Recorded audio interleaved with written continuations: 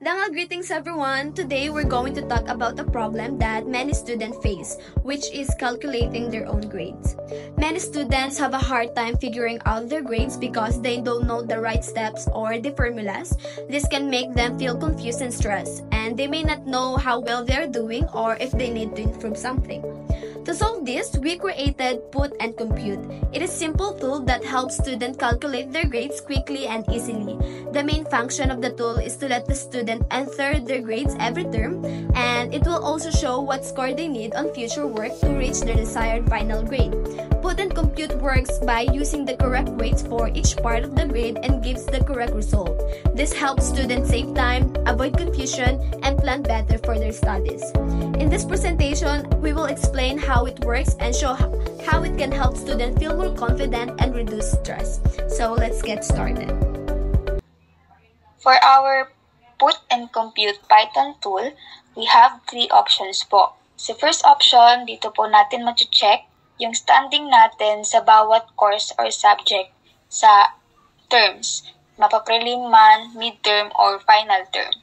Then sa second option naman, dito natin makikita yung grades na kailangan pa nating makuha para ma-achieve natin yung target overall course grade natin. And then, yung third option naman is exit. So, sisimulan natin sa first option. Dito, ina-enable tayo neto na i-check yung standing natin sa bawat term. So, ano ba muna yung standing? Ito yung points or scores na nakukuha natin in every term na ina-add up by the end of semester para makuha natin yung overall grade natin sa isang course or subject. So, si PNC, meron siyang grading system para sa overall course grade na 30, 30, 40. So, 30 sa prelims, 30 sa midterms, and then 40 sa finals. Yung grade natin na nakukuha every term, multiply lang siya sa percentage na assigned sa term na yon to get our term standing. Punta tayo sa option 1. Pwede tayong pumili kung anong term yung i-check natin para makita yung standing natin. So, pwede mong i-input dyan yung prelim, midterm, and finals. Tapos, ibibigay ng tool yung standing mo for that specific term. Kapag naman all yung pinili mo, ibibigay nun lahat ng standing mo sa lahat ng terms, prelim, midterm, and final term. Then, i-add up ng AI tool na yon yung terms na na-compute niya para ilabas niya as output yung overall grade na nakuha mo sa isang course. Sige, ilagay natin sa prelim muna.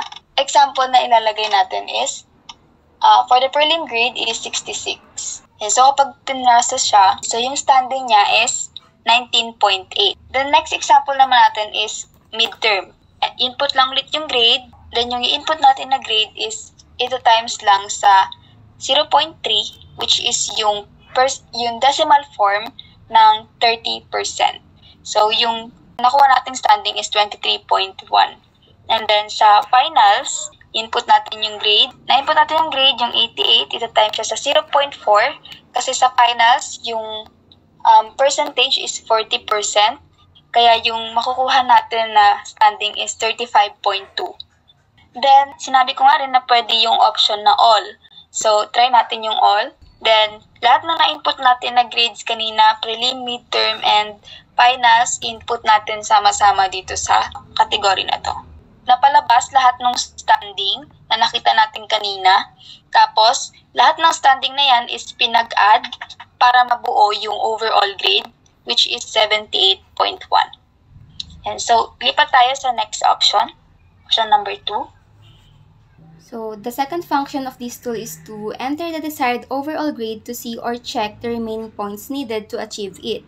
So, basically, ilalagay lang kung ano man yung available grade mo or kung ano yung term na may grade ka na. Tapos, ilalagay din kung ano man yung desired grade mo or yung overall grade na gusto mong makuha. So, here, for example, prelim pa lang yung available grade na available ko. Ngayon, pipiliin ko dito, ilalagay ko prelim. Then, ang prelim grade ko ay, let's say, 77.